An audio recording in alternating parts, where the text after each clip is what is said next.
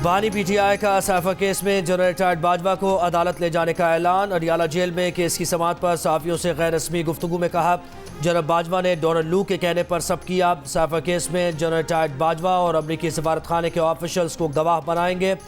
एक सवाल के जवाब में कहा, नुशा बीबी की शक्ल देखी ही तब थी जिस दिन निकाह किया था। बच्चों को अपनी वालदा के खिलाफ बयान देने का कहा जा रहा है। उनसे किसी ने मुज़ाकरात नहीं किए। उन्हें जिस तरह पकड़ा गया सब एक प्लान था। नवाज शरीफ लंदन प्लान के बाद पाकिस्तान आए। चंद सियासी रहनुमाओं के पार्टी छोड़ने पर शुक्र अदा करते हैं। लिख कर देने को तैयार है कि इलेक्शन पीटीआई ही जीतेगी।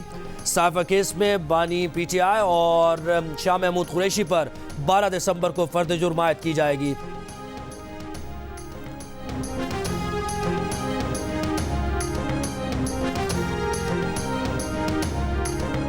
देखें, बुलाना या ना बुलाना इसका फैसला तो करेगी अदालत करेगी, लेकिन आप मुझे बताएं कि ये एक झूठा और मक्कार आदमी है।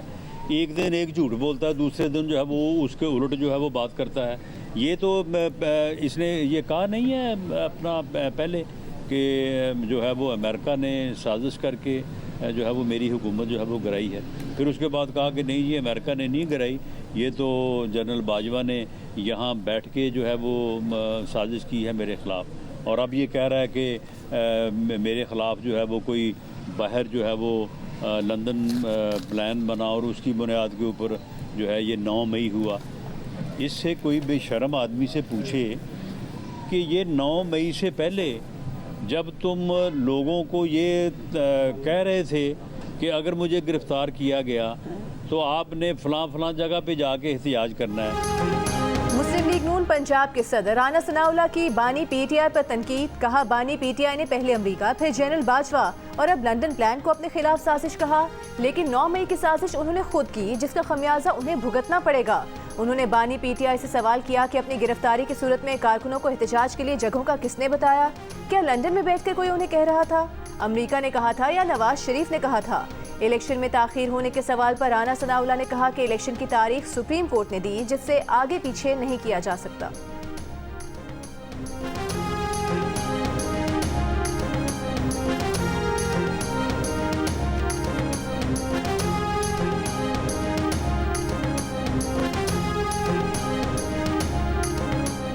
लाहौर में नवाज शरीफ और मौलाना फजल रहमान की मुलाकात। मजमूई मुल्की सूरत हाल पर तबादला ख्याल। इंतखाबात के इनेकाद और तैयारियों पर भी गुफ्तगू। आम इंतखाबात के इनेकाद और मुमकिन सीट एडजस्टमेंट पर मुशावरत।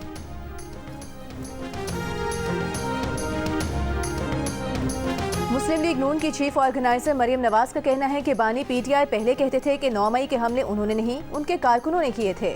आज कहते हैं 9 मई नवाज शरीफ ने कराया था। यानी 9 मई को पीटीआई लीडर और कारकुन नवाज शरीफ से हिदायत ले रहे थे। वाह जी वाह।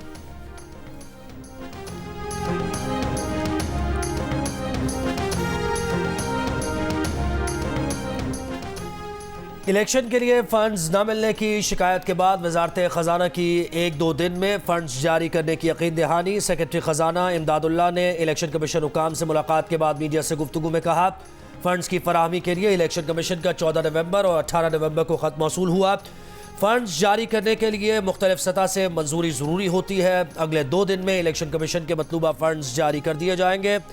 इससे पहले इलेक्शन कमीशन ने सेक्रेटरी ख़जाना को तलब करते हुए कहा था कि 8 फरवरी के इलेक्शन के लिए वजारत ख़जाना फंड्स जारी नहीं कर रहा। फौरी तौर पर 17 अरब रुपए दरकार हैं। बजट में इलेक्शन के लिए मुख्तस 42 अरब रुपए में से अब तक 10 अरब रुपए मुहैया किए गए हैं।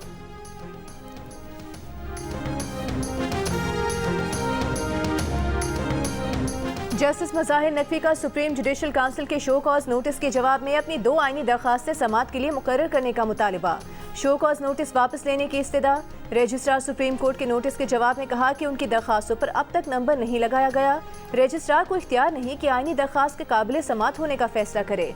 कानून के मुताबिक जजेस की 3 रुकनी कमेटी ही दरखास्त का जायजा ले सकती है।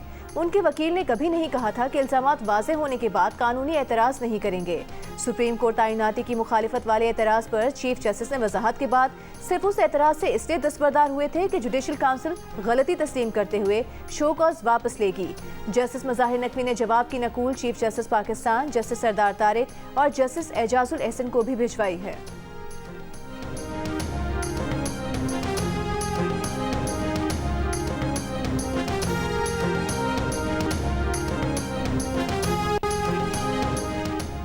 बानी PTI के खिलाफ 190 मिलियन पाउंड स्कैंडल का रेफरेंस ट्रायल के लिए मंजूर। एहतसाब अदालत ने तहरीरी हुक्म जारी कर दिया। अदालत ने बुशरा बीबी, शहजाद अकबर, ज़ियाउल मुस्तफ़ा, नसीम, जुल्फ़ी बुखारी और फरज शहजादी के नाकाबिल ज़मानत वारंट गिरफ्तारी जारी की है।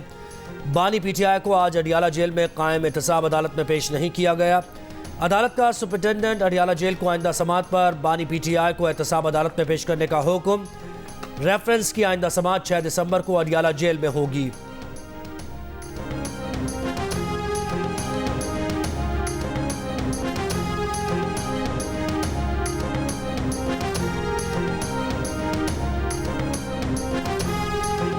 MQM पाकिस्तान को कराची में मलीर, खेमाड़ी, बल्दिया और कोरंगी के हलकों पर एतराज़। देही आबादी के साथ शहरी हिस्से को मिलाने पर भी एतराज़ उठा दिया।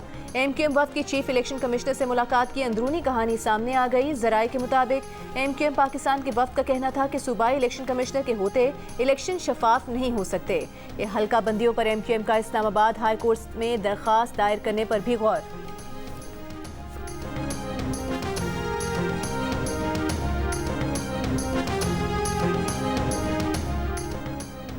ANP खैबर पख्तूनख्वा का निगरान सूबाई हुकूमत पर जानिबदारी का इल्ज़ाम। सेक्रेटरी जनरल मियां इफ्तिकार शिकायत लेकर इलेक्शन कमीशन पहुंच गए। मीडिया से गुफ्तगू में कहा, हर जिले से ट्रांसफर पोस्टिंग से मुताल्लिक शिकायत आ रही है, जानिबदार लोगों की बात पुरस की जाए।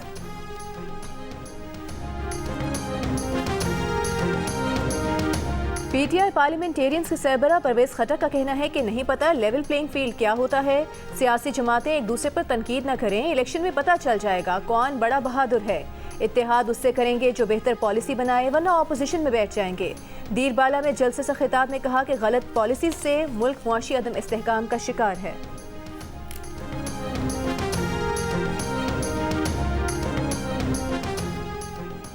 गैस निर्ख में इजाफे के बाद फैक्ट्रीज नहीं चला सकते। गैस कीमतें ओगरा की तजवीज़ से ज़्यादा बढ़ाने पर सिंध और बलूचिस्तान में सनतकारों का एहतजाज, सनतें बंद कर दी। ताजिर रहनुमाओं का कहना है कि सिंध और बलूचिस्तान के 11 सनती जोन की अक्सर सनतें आज बंद हैं।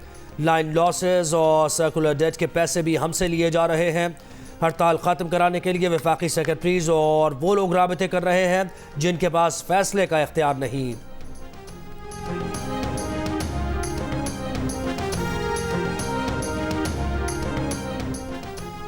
IMF एग्जीक्यूटिव बोर्ड के 14 दिसंबर तक के शेड्यूल में पाकिस्तान का केस शामिल नहीं। वजारत खजाना के हुकाम ने $70 करोड़ की अगली किस्त के लिए 7 दिसंबर को इजलास बुलाने का इम्कान जाहिर किया था। पाकिस्तान और IMF के दरमियान स्टाफ लेवल मुआहिदा 15 नवंबर को तय पाया था। दिसंबर के आखिरी अशरे में क्रिसमस की तातीलात की वजह से IMF एग्जीक्यूटिव बोर्ड का इजलास मुआहिदे के 6 से 8 हफ्ते बाद बुलाने का इम्कान जाहिर किया जा रहा है।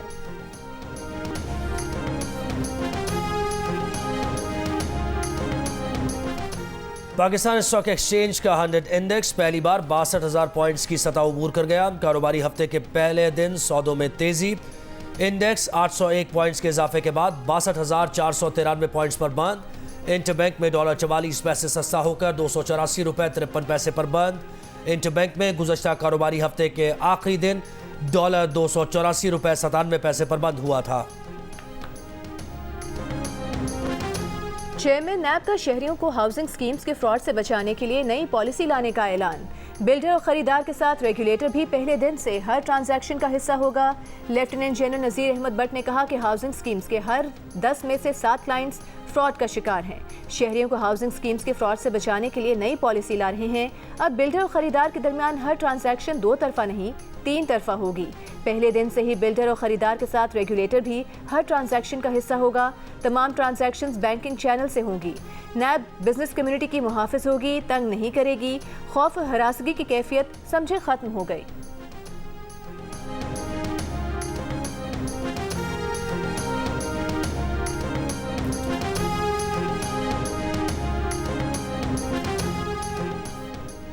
निगरान हुकूमत ने अंडर इन्वॉइसिंग और ओवर इन्वॉइसिंग रोकने के लिए FBR को नया अहदाफ दे दिए। मुत्तहिदा अरब अमारात, सिंगापुर, हांगकॉन्ग और अफगानिस्तान के साथ इलेक्ट्रॉनिक डेटा इंटरचेंज मुआहिदा करने का फैसला। ज़राए का कहना है कि चारों ममालिक के साथ मुफाहमत से दरामदात में अंडर इन्वॉइसिंग रोकने में मदद मिलेगी। पाकिस्तान इससे कबल चीन के साथ इलेक्ट्रॉनिक डेटा इंटरचेंज मुआहिदा कर चुका है। गजा में इजरायली फौज के वहशियाना हमले जारी। मशरकी गजा के इलाके शुजाइया में रिहायशी ब्लॉक्स पर बम बरसा दिए। 50 से ज्यादा घर तबाह। बैत लाहिया और खान यूनिस में सैकड़ों फलस्तीनियों की पनाहगाह। अक़वाम मुत्तहिदा के स्कूल और तिजारती माल पर बमबारी। गजा की सुप्रीम कोर्ट की इमारत भी तबाह कर दी। रफा में 4 घर मुकम्मल तबाह कर दिए। अस्पताल और एम्बुलेंस को भी निशाना बनाया। तबाह इमारतों के मलबे में दबे लोगों को निकालने की कोशिशें जारी। मजीद सैकड़ों शहादतों का खदशा है। 2 रोज़ में 800 से ज़ायद फलस्तीनी शहीद किए जा चुके। इसराइली फौज की फलस्तीनी मुज़ाहमतकारों के हमलों में मजीद 3 फौजी मारे जाने की तस्दीक। लेबनानी सरहद पर झड़प में 3 इसराइली फौजी जख्मी। इसराइली टैंकों की खान यूनिस की जानिब पेशकदमी। शिमाली गजा से जनूब की तरफ धकेले जाने वाले बेसरो सामान फलस्तीनियों को मिस्र के साथ रफा बॉर्डर की तरफ धकेलना शुरू कर दिया। OIC इजलास से खिताब में तुर्क सदर एर्दोगान ने इसराइली वज़ीर आज़म नेतन्याहू को गजा का कसाई करार दे दिया। नेतन्याहू पर जंगी जराइम का मुकदमा चलाने का मुतालबा।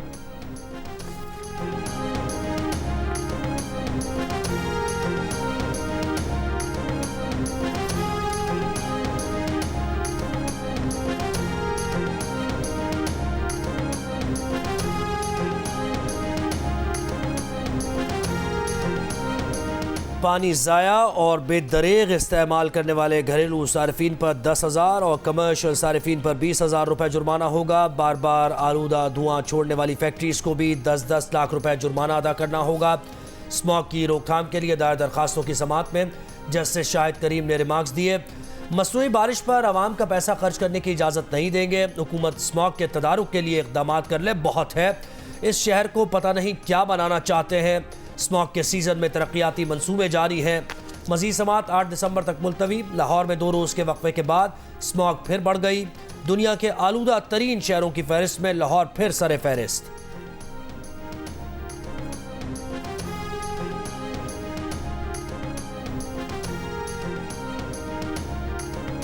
गवादर में समुद्री पानी काबिल इस्तेमाल बनाने के मंसूबे का इफ्तिताह। निगरान वज़ीर आज़म अनवारुल हक काकड़ ने तकरीब से खिताब में कहा, गवादर के लिए पीने का साफ पानी एक पुराना मसला था जिसे हल किया गया। CPEC के जरिए गवादर के अवाम तरक्की के नए दौर में दाखिल हो गए हैं। गवादर और बलूचिस्तान तरक्की की दौड़ में आगे ही जाएंगे। नौजवानों को गवादर में काम के मौके मुयस्सर होंगे।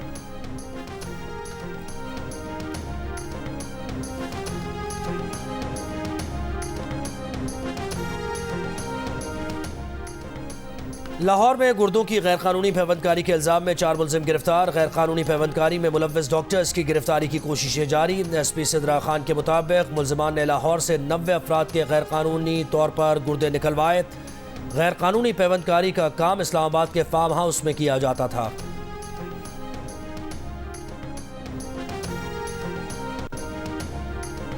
लाहौर में कार की टक्कर से 6 अफराद की मौत के मुकदमे में पुलिस ने मुलजिम अफनान के वालिद की भी गिरफ्तारी मांग ली। तफ्तीशी अफसर ने अदालत में कहा, शफकत अवान ने खुद गाड़ी की चाबी बेटे को दी। इन्वेस्टिगेशन में कसूरवार पाया गया। दलाइल सुनने के बाद अदालत ने मुलजिम शफकत अवान की जमानत में 8 दिसंबर तक तौसीह कर दी। मुद्दई के वकील ने मुलजिम अफनान के वालिद पर शवाहिद इकट्ठे करने की राह में भी रुकावट डालने का इल्ज़ाम लगाया।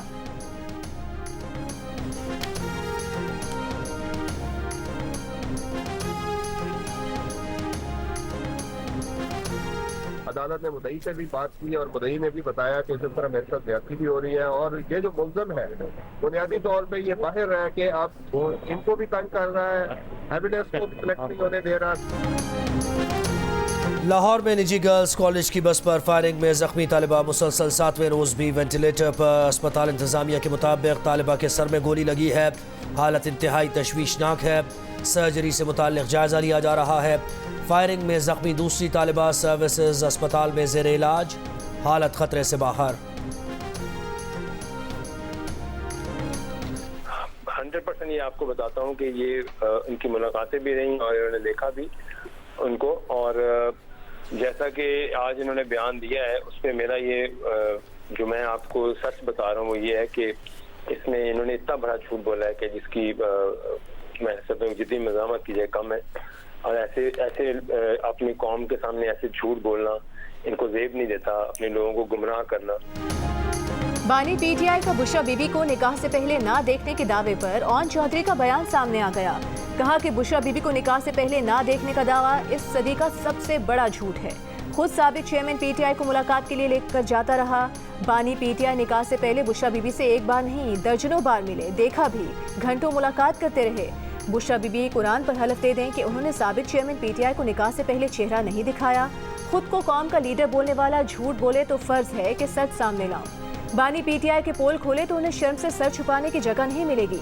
साबिका ताल्लुक का लिहाज रख रहा हूं, वरना ऐसे राज खोलूं कि बानी पीटीआई का गन दुनिया के सामने आ जाए।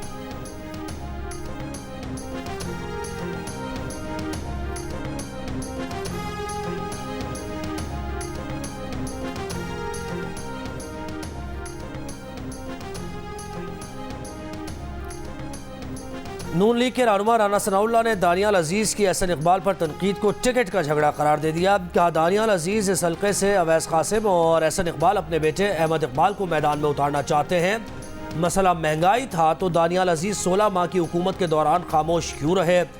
दानियाल अजीज़ ने कहा कि उन्होंने कभी किसी के टिकट के लिए सिफारिश नहीं की। जिसे पार्टी समझती है कि वो जीत सकता है उसे टिकट दे दे। 5 साल से महंगाई समेत हर सतह के मसाइल पर पार्टी में बात कर रहे हैं। शायद राना सनाउल्लाह इससे वाकिफ नहीं।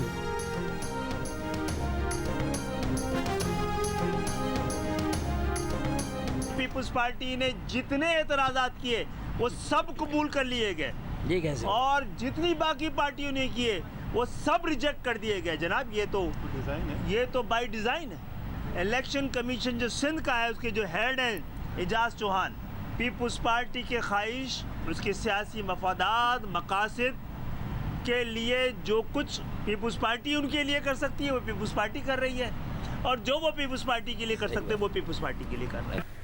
एमक्यूएम के बहुत सारे दोस्त हैं, तहरीक इंसाफ के बहुत सारे दोस्त हैं, दीगर जमातों के बहुत सारे दोस्त हैं जो पीपल्स पार्टी में शामिल भी हुए हैं और आइंदा भी इंशाल्लाह ताला शामिल होते रहेंगे। तो पीपल्स पार्टी की ये जो मकबूलियत है ये उनको हजम नहीं हो रही और वो ये चाहते हैं कि किसी तरह से ब्यूरोक्रेसी के ऊपर, पुलिस के ऊपर, इलेक्शन कमीशन के ऊपर ये दबाव डालें और ये उनको बताएं कि अगर हमारी बातें नहीं मानोगे तो हम तुम्हें ख़राब करेंगे। एमक्यूएम पाकिस्तान ने सिंध की निगरान हुकूमत पीपल्स पार्टी के मफादात की निगरान करार दे दिया। खालिद मकबूल ने कहा कि पीपल्स पार्टी के तमाम एतराज़ात कबूल होना और बाकी तमाम जमातों का मुस्तरद होना महज इत्तेफाक नहीं।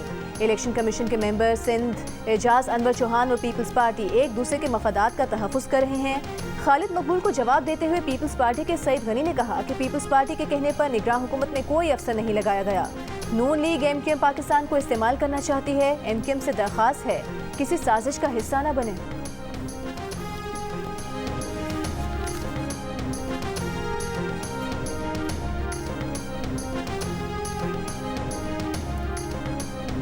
पाकिस्तान तहरीक इंसाफ के बानी रहनुमा अकबर एस बाबर का पीटीआई इंटर पार्टी इलेक्शन फौरी कल अदम करके शफाफ इलेक्शन कमीशन बनाने का मुतालबा।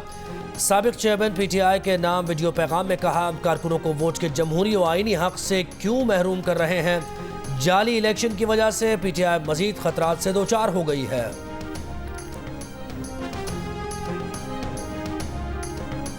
अमीर जमात इस्लामी सिराजुल हक का कहना है कि पाकिस्तान में एक दिन के लिए भी हकीकी जमहूरियत नहीं आई।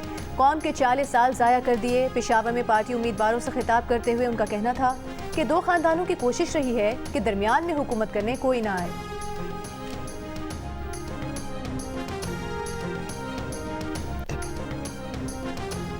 निगरान वज़ीर आला पंजाब का लाहौर के कोट ख्वाजा सईद टीचिंग अस्पताल का दौरा। मरीजों तीमारदारों से शिकायत ने अंबार लगा दिए। कहा 4 से 5 बार आ चुके हैं, इंजेक्शन लगाकर वापस भेज देते हैं।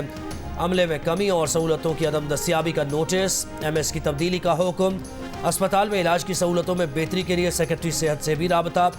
वज़ीर आला पंजाब ने मॉल रोड पर बिजनेस सहूलत सेंटर का भी इफ्तिताह किया।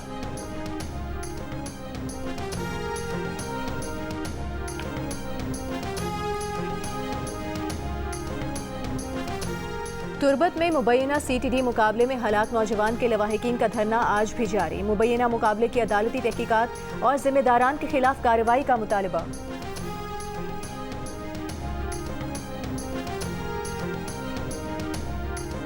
कोयटा में फायर ब्रिगेड और कचरा उठाने वाली गाड़ियों को ईंधन की फराहमी बहाल न हो सकी। शहर में फायर ब्रिगेड सर्विस और कचरा उठाने का काम मुअत्तल। मुख्तलिफ इलाकों में कचरे के ढेर। वाजिबात की अदम अदायगी पर पंप मालिकान ने हफ्ते से मेट्रोपॉलिटन कॉरपोरेशन को ईंधन की फराहमी बंद कर रखी है।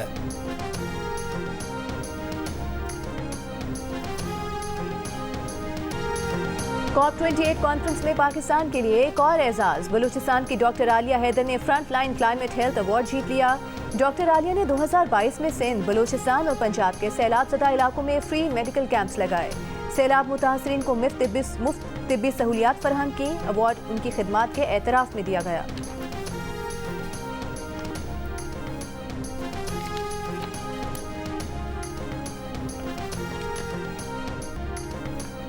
गजा में बड़ी तादाद में निहत्ते फ़लस्तीनियों को इसराइली बमबारी का निशाना बनाए जाने पर अमरीकी अवाम सरापा एहतजाज है। आप इस पर क्या मौक़िफ़ रखते हैं?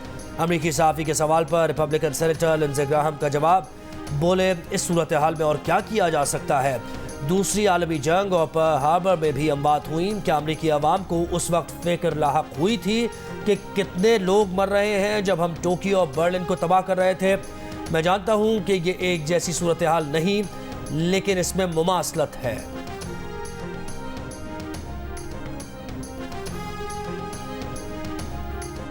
साबिक कप्तान सलमान बट का अफगानिस्तान क्रिकेट बोर्ड से बैटिंग कंसल्टेंसी का मामला भी डामाडोल हो गया। सलमान बट का कहना है कि अफगान बोर्ड ने उनसे राबता किया था, लेकिन सिलेक्शन कमेटी में कंसल्टेंट मुकर्रर होने की वजह से मामला रुक गया। अब दोबारा राबता भी न हो सका।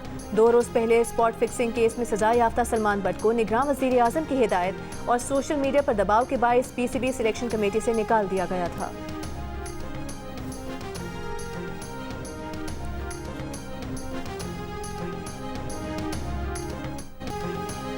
ऑस्ट्रेलिया के खिलाफ पहले टेस्ट में विकेट कीपर कौन होगा? सरफराज अहमद या मोहम्मद रिजवान? कप्तान शान मसूद सरफराज अहमद को प्लेइंग 11 में शामिल करने का इंदिया दे चुके। ऑस्ट्रेलिया पहुंचकर यह भी कहा कि उन्हें मोहम्मद रिजवान की बैटिंग में ज़रूरत पड़ेगी।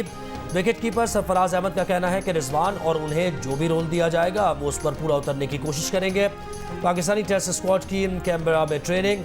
पाकिस्तान टीम 6 दिसंबर से प्राइम मिनिस्टर 11 के खिलाफ 4 रोज़ा मैच खेलेगी। 3 मैचेस की सीरीज का पहला टेस्ट 14 दिसंबर से पर्थ में शुरू होगा।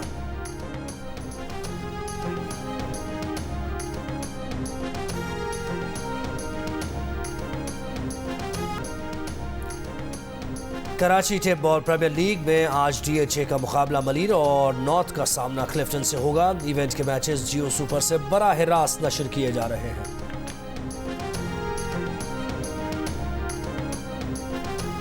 और दिल का रिश्ता पाकिस्तानियों का देरीना मसला हल करने में मददगार साबित हो रही है। रिश्तों के बंधन बांधने के लिए लोग रिवायती तरीके छोड़कर ऑनलाइन ऐप्स की तरफ मुतवज्जे हो चुके हैं। नोट किया गया है कि 10,000 पाकिस्तानी रोजाना दिल का रिश्ता ऐप का हिस्सा बन रहे हैं।